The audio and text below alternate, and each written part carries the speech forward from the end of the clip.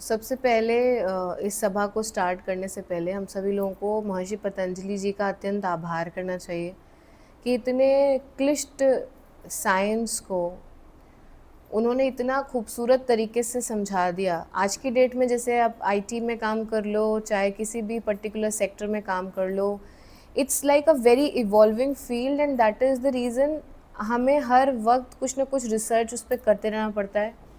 अभी आप कोई टेक्नोलॉजी डेवलप करते हो, 6 महीने बाद वो बदल जाती है, आपको फिर से उसको रिविज़िट करना पड़ता है। और सोचिए पतंजलि जी ने इतना ज़्यादा फ्यूचरिस्टिक होकर के, सोच कर के ये टेक्नोलॉजी, ये टेक्निक्स बनाई हैं कि it was given very very long back and it is still as प्रासंगिक, as important, as valid as it was earlier back then.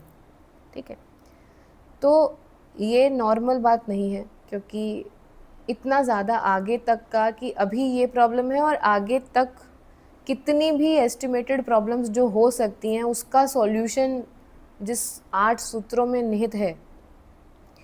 और हम लोग तो चलिए फिर भी छोटे लोग हैं, हम लोग थोड़ा बहुत अगर अपनी अंडरस्टैंडिंग के हिसाब से अष्टांग योग सूत्र में अपनी अपनी कमेंट्री दे दें, अपने अपने तरीके से अपने अपने कुनबे को, स्टूडेंट्स को सिखा लें। पर बात यह है कि जब समय आया अत्यंत महान लोगों का, considering Adi Shankaracharya, considering Swami Vivekananda, when they were writing, they were composing कि चलो we are now writing from our understanding about the Ashtanga Yoga sutras, they couldn't write any kind of interpretation. उन्होंने कॉपी पेस्ट किया इसको, जैसा उन्होंने अष्टांग योग सूत्र पतंजलि जी ने दे दिया उसे कोई हिला नहीं पाया। उसे हर जगह, चाहे वो श्रीमद् भागवत में वर्णन किया गया हो, आदि शंकराचार्य जी के द्वारा उपनिषदों में मेंशन किया गया हो, स्वामी जी के द्वारा वेदांता में मेंशन किया गया हो, एट एनी गिवन प्लेस अष्टांग योग सूत्र का एक भी सूत्र, एक भी कमेंट्री को बदला नहीं गया, as it is copy paste किया गया, क्योंकि there was no other way you can make sense of what Patanjali ji has already written. ठीक है, तो सबसे पहले ये हम अब जब यम नियम आसन प्रत्याहार प्राणायाम धारणा ध्यान समाधि, ये जो 8 लिम्स ऑफ योगा, अष्टांग योग सूत्रस, इसको जब हम पढ़ना शुरू कर रहे हैं, आज हमारी पहली इसकी कक्षा है जिसमें हम यम के बारे में अंडरस्टैंड करेंगे। फिर हम कुछ प्रश्न भी लेंगे यदि आप लोगों को आते हैं, फिर हम दूसरे पे जाएंगे। ठीक है, तो हमें पतंजलि जी का अत्यंत आभार प्रकट करना चाहिए कि उन्होंने ये बेहतरीन साइंस, ये टेक्निक, ये टेक्नोलॉजी हमारे लिए छोड़ी हुई है। एंड यदि हम उसका इस्तेमाल करते हैं तो definitely you can do a lot many things in your life. जो भी हमें लगता है कि हमारे लिमिटेशंस हैं वो हमारे दूर हो जाते हैं। जैसे कि जब आप कोई बच्चा पैदा होता है तो उसका लिमिटेशन क्या होता है कि दे कैन नॉट कम्युनिकेट, उन्हें लैंग्वेज नहीं पता तभी तक। तो then you start teaching your child the language, क्योंकि इससे क्या होगा, उसका एक जो कमी है वो दूर हो जाएगी। कमी क्या थी कि बच्चा अपने आप को कैसे एक्सप्रेस करे, आपने उसे भाषा दे दी कि तुम ऐसे एक्सप्रेस करो। दूसरी कमी थी वो चल नहीं सकता था, तो आपने उसको सहायता करी कि कैसे तुम चलना शुरू करो, और धीरे धीरे करके उसने चलना सीख लिया। तो एक और कमी दूर हो गई कि वो दूसरे पे आश्रित था एक जगह से दूसरे जगह पहुंचाने के लिए, अभी वो स्वयं से ये काम करने लगा। फिर एक समय तक होता है कि आप पैसे, धन, संपत्ति के लिए दूसरे पे आश्रित होते हैं, उसके बाद एक समय के बाद आप वो स्वयं। तो धीरे धीरे हम क्या कर रहे हैं, अपनी एक एक कमी को कम कर रहे हैं। तो जब हम आंतरिक यात्रा की तरफ जाते हैं, जिसे हम समाधि कहेंगे, तो समाधि का जो जर्नी है वो आंतरिक यात्रा है। उस आंतरिक यात्रा में जो जो दोष हो सकते हैं, जो जो कमियां हो सकती हैं, उसे ख़त्म करने के, रिमूव करने के और स्वयं को सशक्त बनाने के जो स्टेप्स हैं वही हैं अष्टांग योग सूत्र। ठीक है, तो पहला सूत्र क्या है, यम, दूसरा नियम। ठीक है, यम, नियम, आसन, प्रत्याहार, प्राणायाम, धारणा, ध्यान, समाधि। ठीक है, तो सबसे पहला जो सूत्र है यम, यदि आपने इसी का पालन नहीं किया तो बाकी का सारा करने के बाद में भी जो लोगों के बीच में प्रश्न आते हैं ना, हम को 12 साल हो गया साधना करते हुए, ठीक है, हम बहुत मेडिटेशन करते हैं, रोज़ करते हैं, पूछो कितना देर मेडिटेशन, 10 मिनट रोज़ 10 मिनट मेडिटेशन करते हैं। तो 12 साल से कोई व्यक्ति 10 मिनट भी मेडिटेशन कर रहा है तो बड़ी बात है। पर कह रहे हैं कि हमारे को दोष दुख सब छोड़ के नहीं जा रहा है, समस्याएं आ जाती हैं, अभी भी विचलित हो जाते हैं, कुप्रथाओं में, गलत चीज़ों में, आकर्षणों में फंस जाते हैं, ये सब कैसे दूर करें। तो देखिए भाई, यदि आप छोड़ के बढ़े आगे, ठीक है, एक भी स्टेप अगर आपने स्किप करा तो फिर आपको अल्टीमेटली वापस से लौट करके उसको कंप्लीट करना पड़ेगा। तो yama is like the base, the foundation. और इसमें जो 5 अलग सूत्र बताए हैं उन्होंने, they all are very much realistic, भौतिक लेवल पर रियलिस्टिक हैं, ठीक है। मान के चल रहे हैं कि पहले ही दिन आपकी आध्यात्मिक जर्नी में आप सन्यासी नहीं बन जाएंगे।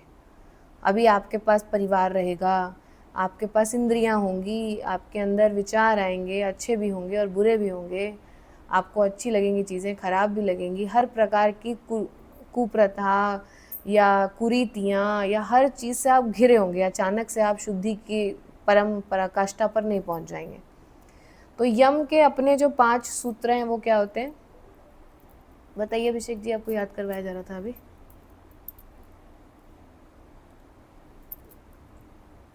बोलिए,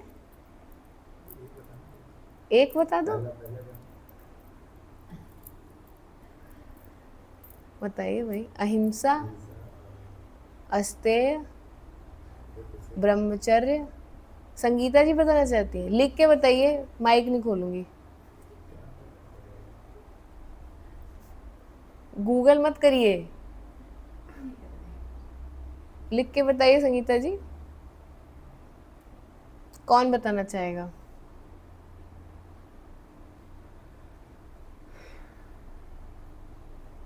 जो मैंने बोला वो रिवाइज करने के लिए नहीं बोला, वो एक जो मैंने नहीं बोला वो बताने के लिए बोला।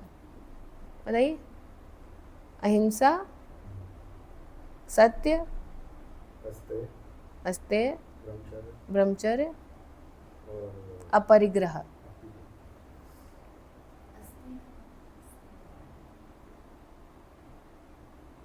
ठीक है, तो पहले से शुरू करते हैं। अहिंसा।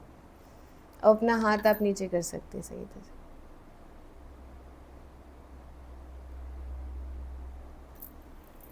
ठीक है, क्या क्या है सब लोग एक बार फिर से बोल लीजिए मन में। अहिंसा, सत्य, अस्तेय, ब्रह्मचर्य, अपरिग्रह। ठीक है, तो पहला कौन सा है हमारा, अहिंसा। अहिंसा का मतलब आप लोग जो बेसिकली समझते हैं, नॉन वायलेंस, कि किसी भी प्रकार से हम किसी को किसी के प्रति वायलेंट ना हो, उनको हानि ना पहुंचाएं। हानि कितने प्रकार की पहुंचाई जा सकती है। फिज़िकल हानि, किसी को पुश कर देना, मार देना, जान से मार देना will be the extreme, and उसके नीचे की कैटेगरी में जितने भी आ जाते हैं, they are all the physical himsa. Then comes the other kind, emotional हिंसा।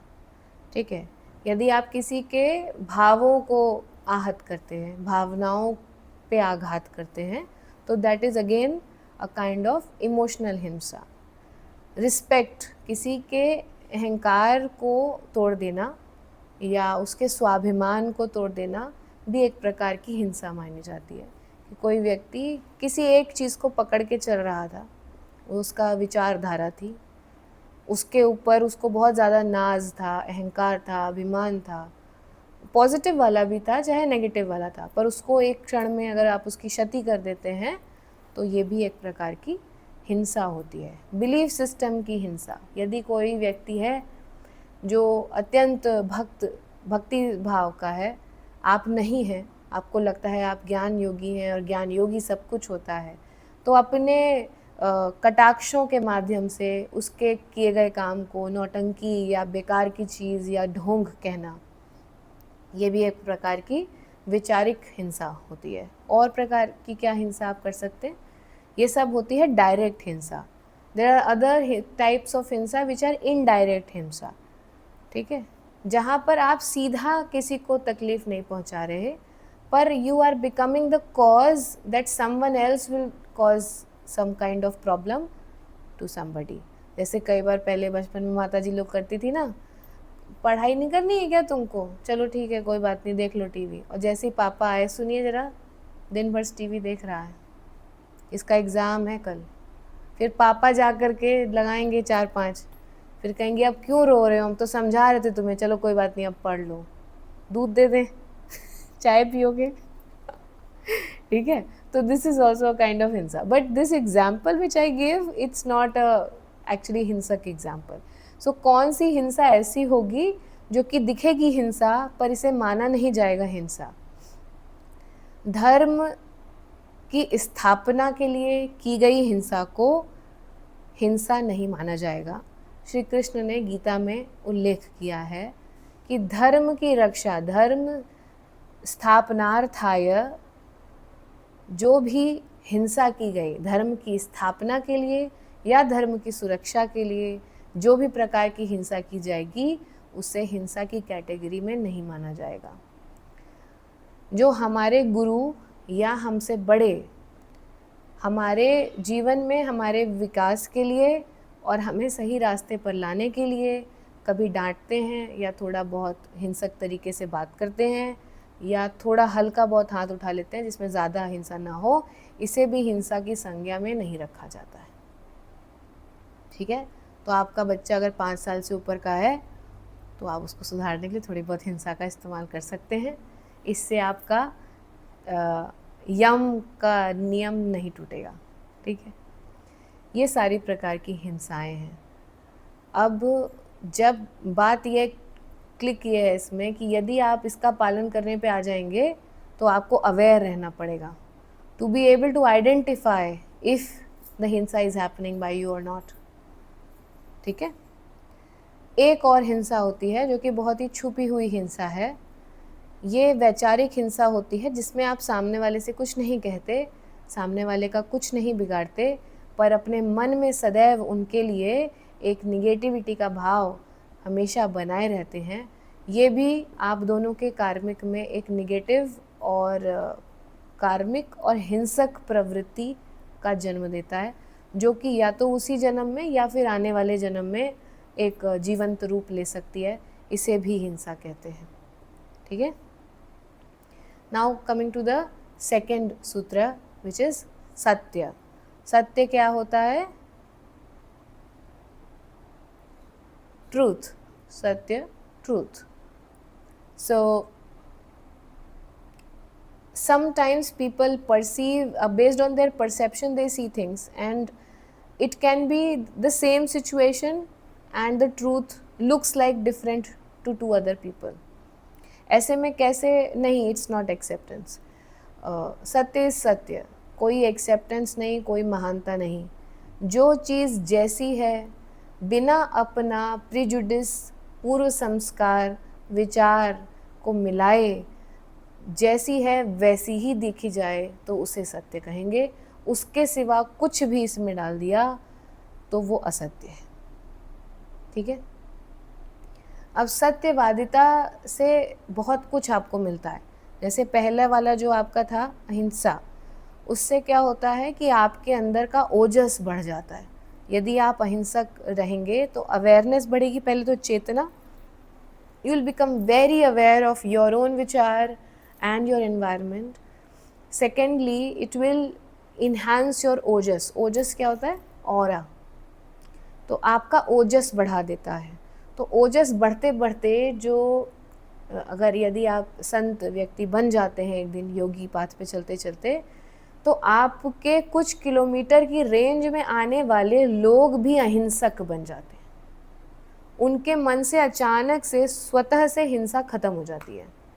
ये सब पावर्स आपको मिलती हैं यदि आप इस व्रत का पालन कर पाते हैं तो। अहिंसा, सत्य का यदि आप पालन कर पाते हैं तो आप पहले आपको पालन ऐसे करना होता है कि मैं असत्य न बोलूं।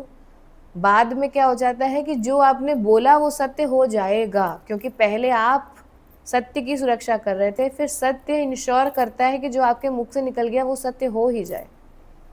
फिर यदि आपने कुछ ऐसे ही सोच कर के भी कह दिया तो अब ईश्वर इंश्योर करेंगे कि क्योंकि आप सत्यवादी हैं, आपकी इज्जत को संभालना उनका काम है, तो अब they will ensure that what ever you have said, जो आपके मुंह से निकल गया उसको सत्य वचन बना ही दिया जाए। ठीक है, तो सत्य के स्वरूप को देखने का तरीका क्या है?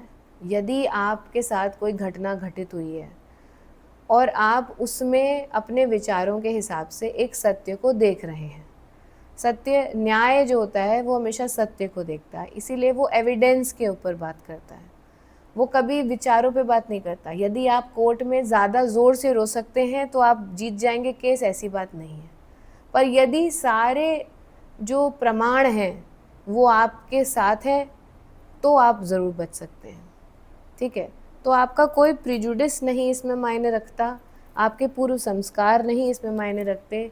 यदि जो चीज़ जैसी है उसको ठीक उसके स्वरूप में वैसा का वैसा आप देखने की क्षमता रखते हैं तो आप सत्यवादी बनेंगे, अदरवाइज़ आप सत्यवादी नहीं बन सकते। ठीक है, सत्य बोलने के कुछ नियम बताए गए हैं। सत्यम ब्रूयात, सत्य बोलिए। असत्यम कदापि नहीं बोलना है। कदापि मतलब किसी भी परिस्थिति में असत्य मत बोलिए। फिर बोलते हैं अप्रिय सत्यम न भूयात, सत्य जो अप्रिय होगा उसे भी मत बोलिए। प्रिय असत्यम न भूयात, जो प्रिय होगा पर असत्य है वो भी मत बोलिए। ये सत्य कैसे आपको रखना है सामने, उसका ये नियम प्रणाली है। अब आते हैं तीसरा सूत्र। क्या है तीसरा सूत्र?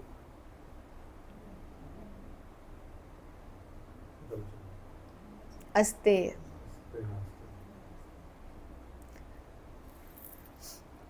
अस्तेय किसको समझ में आया है आज तक? ब्रह्मचर्य आप लोग को लग रहा है कि आपको पता है।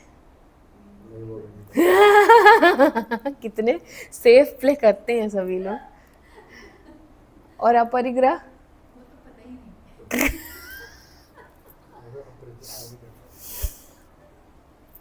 ओके, अस्तेय का मतलब होता है इंग्लिश में नॉन स्टीलिंग। ठीक है, नॉन स्टीलिंग। स्टील का मतलब चुराना। ठीक है, तो चोरी आप क्या कर सकते हैं? विचार भी चोरी कर सकते हैं, सब कुछ चोरी कर सकते हैं। ठीक है, अब यहाँ पर बड़ा वो आता है क्लिक। एक बार ये प्रश्न मैंने स्वामी जी से पूछा कि ठीक है, आप एक तरफ कहते हैं देयर इज़ वननेस, सब कुछ मैं ही हूँ, है ना, सब एक समान है, सब एक चीज़ है, तो then how is its non stealing वाला इसमें करने का ही क्या ज़रूरत है? क्योंकि सब कुछ फिर मैं ही हूँ तो मेरा ही है, फिर किसी और का कुछ क्या? मेरा भी सब कुछ सबका और सबका भी सब कुछ मेरा, तो हाउ एम आई स्टीलिंग? क्योंकि स्टीलिंग का तो प्रिंसिपल इस पे डिपेंड करता है कि जो चीज़ आपकी नहीं है और आपने ले ली, किसी और की थी, उसको बोलेंगे कि आपने स्टीलिंग करा, है ना। तो उन्होंने कहा कि नहीं, ये बात नहीं है कि किसी और की थी। नॉन स्टीलिंग यानी कि अस्तेय, किसी और का सामान लेना, is like just having the possession that you are not prepared for। ठीक है, जो चीज़ के लिए आप तैयार नहीं हैं, जब आप उस चीज़ को ग्रहण करने का अपने मन में बहुत इच्छा बना लेते हैं, कई बार वो आपको मिल भी जाती है पर फिर वो आपसे ले ली जाएगी। ठीक है, क्योंकि आप उसके लिए तत्पर नहीं थे, तैयार नहीं थे। इट्स लाइक डिग्री, आपने मान लीजिए हाई स्कूल किया, उसके बाद आपकी परीक्षा नहीं सॉल्व होती, आपने चीटिंग करी और चीटिंग करके आपने अगली परीक्षा में अपने आप को उत्तीर्ण कर दिया। यहाँ आपने किसी का कोई सामान नहीं लिया पर आपने अपनी कम योग्यता का ज़्यादा फल ले लिया। तो वो हर चीज़ जिसके अभी आप योग्य नहीं हैं, instead of working on your योग्यता, when you just try and pull it towards your self, कोई भी जैक लगा के, पैसा लगा करके, सोर्स लगा करके, तो इसको बोलेंगे अस्तेय, कि आप अपनी क्षमता से ऊपर की चीज़ को ग्रहण कर लिया। ठीक है, अब इसमें और क्या क्या चीज़ें हो सकती हैं। यदि आप किसी का विचार लेकर के आगे बढ़ते हैं तो इसको नॉन स्टीलिंग नहीं माना जाता, क्योंकि सारे ही हम किसी अपने को गुरु मानते हैं, उनके विचारों पे चल चल कर हम आगे बढ़ रहे हैं। ठीक है, तो this is not called non stealing. But if like से जिसको बोलते हैं ना प्लेजरिज्म, कि आपने किसी का कंटेंट उठाया और बिना रेफरेंस के कि ये मैंने फलाना जगह से पढ़ा या समझा था, उसको आपने अपने नाम पर रिलीज़ कर दिया, this is coming in the category of कि आपने अस्तेय का पालन नहीं करा। जो चीज़ आपकी योग्यता से भिन्न थी, आपने उसको अपने नाम पर रिलीज़ कर लिया। इससे एक बड़ा दोष आता है, यदि आप ये करते रहते हैं तो क्या आता है, इससे एक बड़ा दोष क्या आता है आपके ऊपर, कि आपको ये अहंकारी बनाता है, ये मेक श्योर करता है कि आप अहंकारी बने, आपके अंदर के अहंकार को बहुत ज़्यादा विकसित करता है, और फिर जब आप उसकी पराकाष्ठा पर बैठे होते हैं तो फिर वहाँ से आपको गिराता है, क्योंकि इसको और कोई तरीका नहीं होता है सीखने का। यदि कोई व्यक्ति इस रास्ते पर आगे बढ़ रहा है, उसको छोटे झटकों से बात समझ आएगी नहीं। ठीक है, वो बच के निकल लेगा। इस वजह से इसका मैकेनिज़्म ही यही है। और यदि आप ये करते हैं हमेशा पालन, कि यदि आप कोई विचार भी चुरा रहे हैं तो आप रेफरेंस दें कि कहाँ से हम ये बात कर रहे हैं, किधर से हमने रेफरेंस लिया है।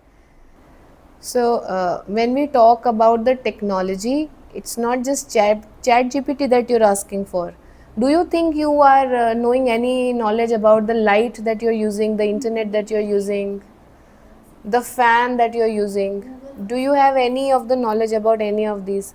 तो अगर आपको इन सब का नॉलेज नहीं है और आप इसके अधिकारी नहीं हैं, तो इसको इस्तेमाल करना अस्तेय की कैटेगरी में आ जाना चाहिए उस हिसाब से, तो है ना। Why just the chat GPT? It's just the portal that is giving you some answers. Every technology that you're using, how much you are aware about it? आपने तो नहीं बनाया लाइट को, तो मत करो इस्तेमाल। पर बनाया तो आपने सूर्य को भी नहीं है, और धरती को भी नहीं है, और बनाया तो आपने खुद को भी नहीं है, शरीर को भी तो आपने तो बनाया नहीं है, तो क्यों करेंगे इस्तेमाल। तो खैर बात ये है कि अगर आपके किसी मित्र ने कोई सॉन्ग बनाया है और अभी रिलीज़ नहीं किया और आपको सुना दिया, और उसके रिलीज़ करने से पहले आपने अपने नाम पर वही सॉन्ग रिलीज़ कर दिया, दिस इज़ कॉल्ड अस्तेय।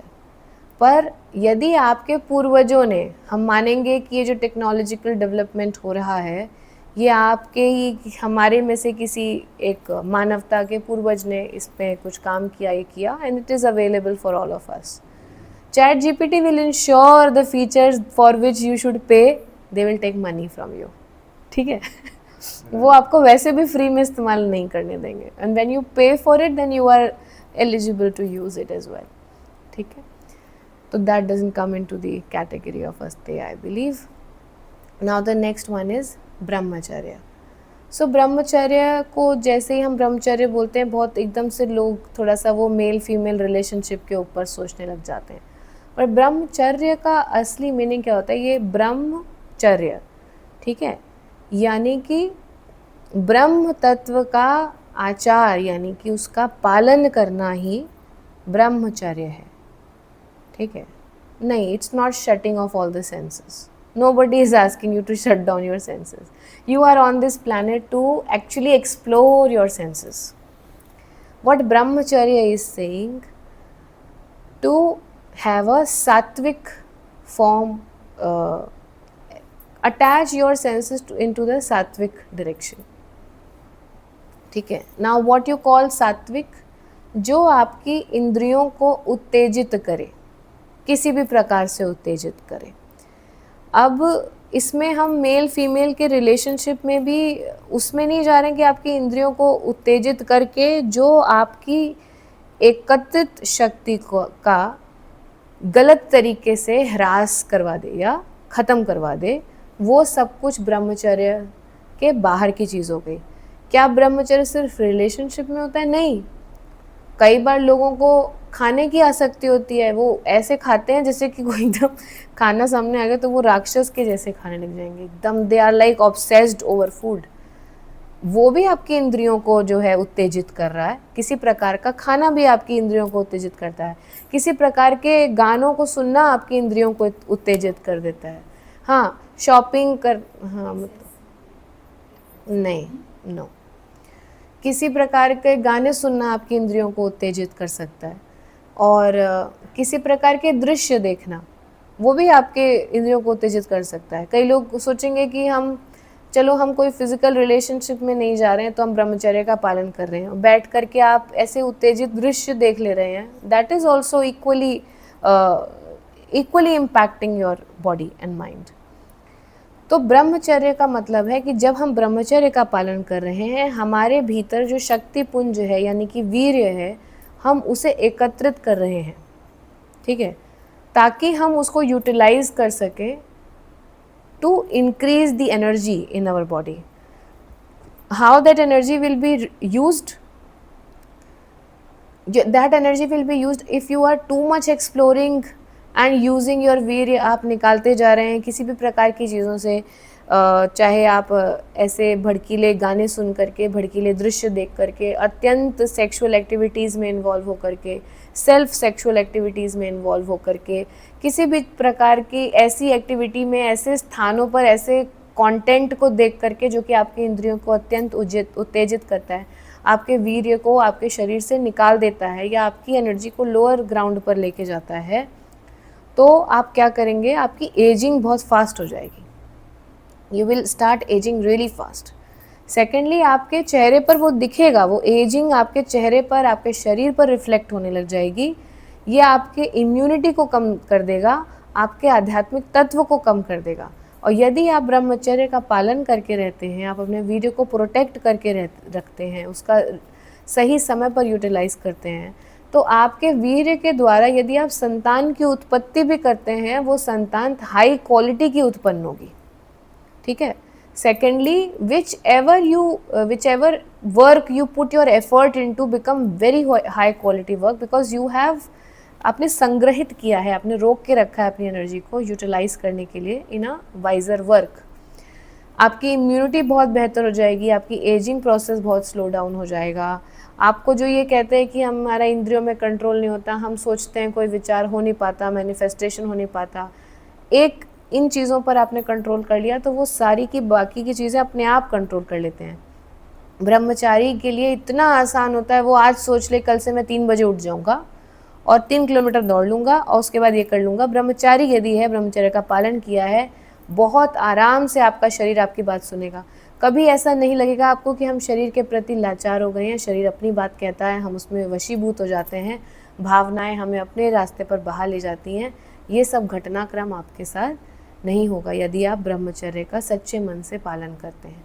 तो वो खाना, भोजन जो आपके शरीर में आपकी इंद्रियों को आसक्ति में ला सकता है, या फिर वो होता है ना, वो क्या आता है, वो dark chocolate fudge with ice cream इसी तरीके के कई सारे फूड होते हैं जो आपकी इंद्रियों को उत्तेजित करते हैं। People get excited with that. There are visuals that will excite you, there are people that will excite you, a lot many things. तो यदि आप ब्रह्मचर्य का पालन करेंगे तो आपको सिर्फ फिजिकल रिलेशनशिप में ही मर्यादा नहीं रखनी है, आपके मन में वैचारिक तौर पर भी यदि आ गई वो बात तो कर्म हो गया है। अब ज़रूरी नहीं है कि आप जाकर के कुछ कर ही दें तो जाकर के बात कंप्लीट होगी। It has already happened once, it has happened inside you as well. और जब आप अपने वीर्य को प्रोटेक्ट करेंगे तो ये पहले के लोग बहुत ज़्यादा इन चीज़ों को यूटिलाइज़ करते थे। दे यूज़ टू एक्चुअली यूज़ कि हमें अभी इस समय पर ये सबसे शुभ समय है संतान उत्पत्ति का, तो they will protect, they will follow the brahmacharya for a certain period of time and then they will get into that activity. तो उनकी जो वीर्य की क्वालिटी होती है वो इतनी ज़्यादा अच्छी होती थी कि उसके द्वारा उत्पन्न की गई संतान में अपने आप ही बहुत सारे गुण आ रहे हैं, ठीक है। पर अब ऐसा होता नहीं है, it's so much mixed up and that's why you get all kind of messed up संतान एज वेल। वो कह रहे हैं हमें समझ ही नहीं आ रहा है ये कहाँ से ठीक है, तो ये बात सिर्फ आपके डीएनए की नहीं है, आपने अपने डीएनए को पॉल्यूट या अपने वैचारिक तौर पर आसक्तियों में डाल डाल करके बहुत मॉडिफाई भी कर लिया है ना, तो that is going to be reflected in your child anyhow. And your child is not just the human being that you reproduce out of your body. Every action that you do is like something that you are producing from yourself. Now, be it you make a food, be it you do a project in your office, be it you manifest something in your family, be it you introduce something in yourself. Everything is something that you are doing as an utpatti from your inside. That comes under the category of the ब्रह्मचर्य. ठीक है, तो साधक के लिए बहुत ज़रूरी है कि वो भले ही कांस्टेंट नहीं, लेकिन बीच बीच में कुछ कुछ समय के लिए ब्रह्मचर्य का पालन अवश्य करें. ये आपकी साधना को पूरा करने में भी आपकी सहायता करता है, साधना के आपको जो प्रतिफल मिलने वाले हैं उसमें भी आपकी बहुत ज़्यादा सहायता करता है. तो अभी हम जब नवरात्रि साधना में जितने भी लोग पार्टिसिपेट करने वाले हैं उन सभी को 22 तारीख से लेकर 31 तारीख तक ब्रह्मचर्य का पालन करना पड़ेगा. यदि आप करेंगे तो आपको उसके फल बहुत अच्छे हाइटेंड मिलेंगे, नहीं करेंगे तो फिर मतलब इसका मुझे पता नहीं, बट हाँ करेंगे तो आपको अच्छे फल मिलेंगे इसके.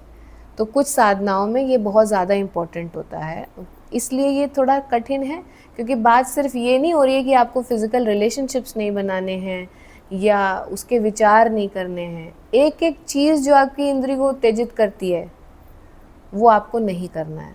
तो क्या आपको एक गुफा में बैठ के रहना चाहिए? नहीं, यहीं पर तो कैच है कि रहना भी वहीं है और भाव आने भी नहीं देना है.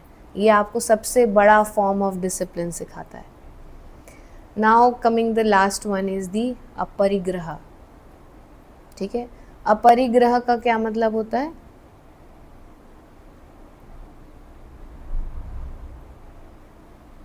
संगीता जी,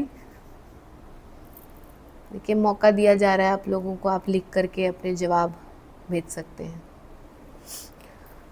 अपरिग्रह का मतलब होता है not accumulating more than your requirement. अपनी ज़रूरत से ज़्यादा चीज़ों को इकट्ठा करके न रखना.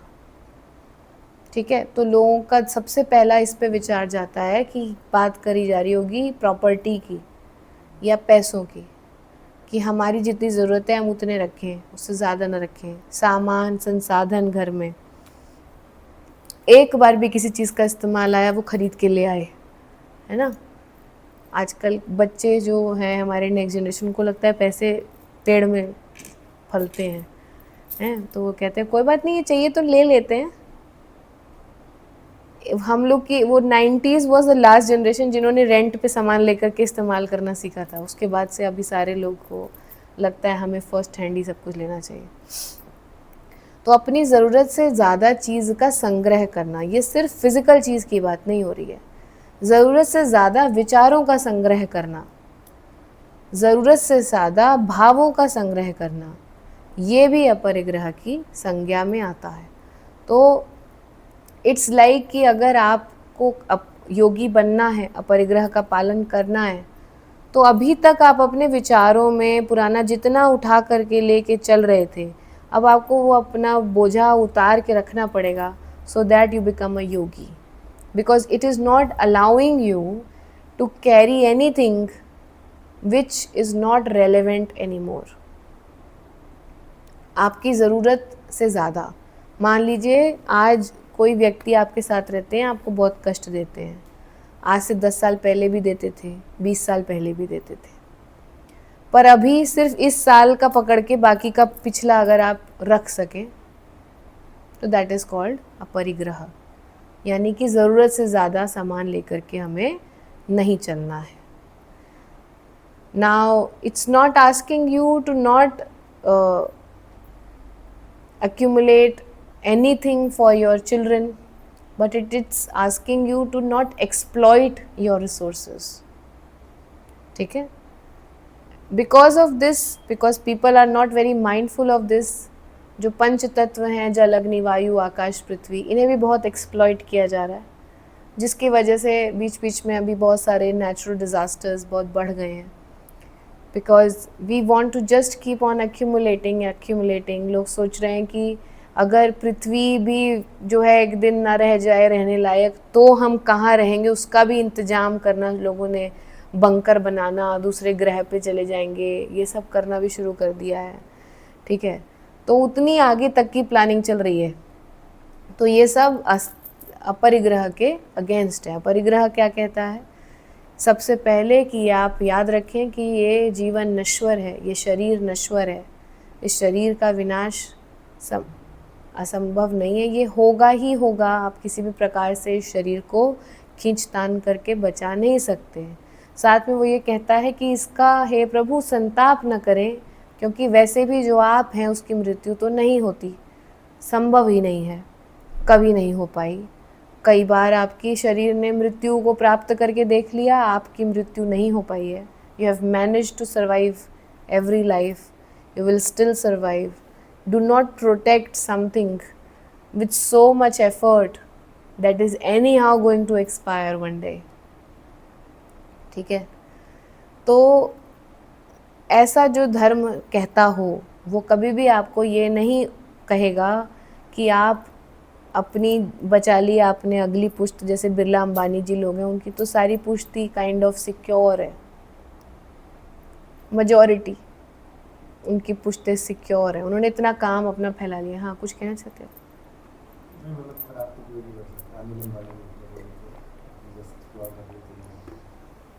एक्सप्लॉइट किया ना उन्होंने अपने रिसोर्सेज को एक्सप्लॉइट किया, क्योंकि उन्हें मिल गया। रतन जी वगैरह जिन्होंने बनाया वो नहीं कर पाएंगे, पर जिनको सिर्फ मिल गया वो कर सकते हैं। और उनको, चलो ये हम सिर्फ पैसे की बात कर रहे हैं, पर हम सबको कुछ एक चीज़ है जो हम सबको सिर्फ मिली है, जो कि ये पंच तत्व हैं।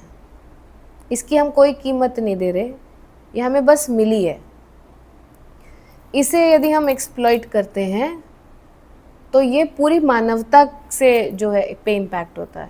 ऐसा नहीं है कि कोई एक व्यक्ति ने नुकसान किया तो उसके घर में आज वायु नहीं जाएगी, या सन ने अपना रुख आज उसके ऊपर से रोक लिया। फिर डिज़ास्टर्स होंगे और फिर उसमें पूरी एक बड़ी जनसंख्या चली जाएगी। ठीक है, अदर देन दैट अगर बहुत लोकल और फिज़िकल लेवल पर भी आप देखें तो अपनी ज़रूरत से बहुत ज़्यादा एक्यूमुलेट करना, it's not suggested in the yogic science, कि आप थोड़ा सा मिनिमलिज्म की तरफ रहें। जैसे कि कई बार लोगों के वार्डरोब में इतने कपड़े होते हैं कि वो खोलते हैं उनके मुंह पे गिराते हैं कपड़े। हाँ, मेरी mother in law is one of those. ये काट दीजिएगा यूट्यूब में सेक्शन। ओके, हम लोग उनको बोलते भी हैं कि मम्मी दान कर दो, हम सब में बांट दो, ये बहुत ज़्यादा हो गया है। बेचारी खुद ही नहीं मैनेज कर पाती हैं, but she is actually very good. हम सब लोगों के भी काम चल जाते हैं उनके मांग मांग करके कपड़े, but then she likes that. और सबके अपने अपने शौक़ होते हैं। लोग बड़े गर्व से कहते हैं, अरे यार मैं तो एक ही तो शौक़ है, जूते का ही तो शौक़ है, तो क्या हो गया अगर मैंने 28 जोड़े जूते रखे हुए हैं, स्नीकर्स रखे हुए हैं महंगे महंगे, एक जूते का ही तो शौक़ है। किसी को सिर्फ चश्मे का ही तो शौक़ है। तो ये कौन सा बड़ा बड़प्पन दिखा रहे हैं आप कि चलो आपने 75 चीज़ों का नहीं, कम से कम एक ही चीज़ का शौक़ है। लोग कहते हैं इतना पैसा कमा रहे हैं, एक शौक़ तो रखना चाहिए ना, है ना। राजाओं की बात हो रही है, हम तो हाथी बांधेंगे अपने दरवाजे पे। ठीक है, तो योग इस सब के अगेंस्ट है। योग कहता है कि तुम ये सारा जो बाहर का ऐसा बनाए हो ना, ये सब तुमसे चुराया जा सकता है, इसमें से एक चीज़ तुम लेके जा नहीं सकते। तो ये काहे का तुमको अमीर बना रहा है? वो बैठे हैं कम कपड़ों में, एक गमछे में बैठे हैं अमीर, उन्होंने जो बना लिया लेके दिखाओ आप उनसे, और वो लेके जाएंगे, अपने साथ भी लेके जाएंगे, और जिसको मन करे उसको दे भी देंगे। ये वाला नियंत्रण यदि आप अपनी प्रॉपर्टी में ला सकते हो तो फिर बड़ी बात है, पर वो तो हो नहीं रहा आपसे, है ना। तो फिर काय बात का अहंकार, क्या ऐसा एक्यूमुलेट कर लिया। कबीरदास से जो है भगवान पूछे कि कुछ मांगो तुमसे हम बहुत प्रसन्न हैं, तो बोलते हैं का मांगू कुछ थिर न रहाई, हे प्रभु मैं ऐसा क्या मांग लूं जो रह जाएगा मेरे पास। इस नश्वर जगत में हर चीज जो पैदा हुई है वो तो यही मर गई, तो ऐसा क्या है जो मैं लेके जा सकूंगा यहाँ से, ऐसा आप क्या दे सकते हो मुझे। तो क्या मांगू, कुछ स्थिर न रहा, कुछ स्थिर रहना ही नहीं वाला तो मांगे क्या फिर इस पे डिपिक्ट करके लोगों ने कहा चलो ईश्वर से ईश्वर ही मांगते हैं, क्योंकि ये थोड़ा सा परमानेंट तो है एटलीस्ट। भगवान ने कहा कि ठीक है अभी भी तुम ज्ञान के उस पे पहुंचे नहीं हो, चलो तुमको चाहिए ईश्वर मिल जाए तो मैं तुम्हें वही दे दूँ। लोगों को मिल गए ईश्वर, फिर वो कह रहे हैं यार अभी भी मेहनत तो करनी पड़ रही है, फिर जा रहे हैं नौकरी करनी पड़ रही है, कल तो ईश्वर मिले थे कुछ फ़र्क नहीं पड़ा, आज तो मेरे अंडर सबको नौकरी करने लग जाना चाहिए था अचानक से क्योंकि मेरे पास ईश्वर आए हैं। तो ईश्वर बोले कि जब मैं अपने सखा, जब मैं जीवंत रूप में अपने सखा अपने प्रिय अर्जुन के साथ बस बैठा रहा, उसको ज्ञान देता रहा, एक तीर उसके लिए नहीं उठाया, तुम क्या अपने आप को समझ के बैठे हो कि मेरा एक आशीर्वाद कि मैं तुम्हारे साथ हूँ तो तुम्हारा जीवन बदल जाएगा ना। पर अगर मैं तुम्हारे साथ हूँ तो विजय एक दिन तुम्हारी होगी, दिस आई कैन इंश्योर कि अंतो गत्वा तुम पहुँचोगे सही जगह, भटकोगे नहीं, तुम्हारे हर संदेह का जो है समाधान मैं कर दूंगा, तुम्हें सही रास्ता मैं दिखा दूंगा, पर उस रास्ते पर चलोगे तुम ही, मैं तुम्हारा हाथ पकड़ के चला भी दूंगा पर पैर अपने कदम उठाने तुम्हें ही पड़ेंगे। ठीक है, तो ईश्वर के सानिध्य का तात्पर्य यह होता है। ठीक है, तो अपरिग्रह का मतलब क्या हुआ कि अपनी ज़रूरत से ज़्यादा आपको इकट्ठा नहीं करना है, एक्यूमुलेट नहीं करना है। आप पैदावार करें और बांट दें। यदि आपको लगता है आप बहुत पैसा कमाने लायक बन चुके हैं तो आप बहुत पैसा कमाइए, अपनी ज़रूरत का रखिए, बाकी समाज के विकास में लगाइए। यदि आपको लगता है आप बहुत बढ़िया खाना बना सकते हैं, बहुत ज़्यादा, जैसे रचना जी बना लेती हैं, आप बनाइए, हम जैसों में बांट दीजिए। यदि किसी को लगता है कि हम बहुत स्नेह दे सकते हैं, बहुत स्नेह है हमारे अंदर, तो आप लुटा दीजिए स्नेह, 10-20 लोग प्रसन्न रहेंगे अपने जीवन में। कई लोगों के पास स्नेह नहीं है, उन्हें मिल जाएगा। ठीक है, तो यदि आपको कोई क्षमता दी है ईश्वर ने, आप उसको करिए, एक्सप्लोर करिए, एक्सप्लॉइट मत करिए। That is what aparigraha is trying to teach. तो हमने 5 सूत्र समझे। पहले यम के, विचार, अहिंसा, सत्य, अस्तेय, ब्रह्मचर्य, अपरिग्रह। आई होप आप लोगों को ये समझ में आए हो। ये बहुत ही भौतिक जीवन से, जगत से जुड़ी हुई चीज़ें हैं। इनके ऊपर काम करना से आप जो योगिक प्रणाली फॉलो कर रहे हैं उसमें आपको बहुत अत्यंत सफलता मिल सकती है और जल्दी सफलता मिल सकती है। कल ही कोई क्लास में पूछा था कि कैसे होगा, यही सब है, स्टेप फॉलो करिए। If you are on the right path, anyhow you are moving in the right direction. ठीक है, तो इसी के साथ आज की कक्षा हम यही समाप्त करेंगे।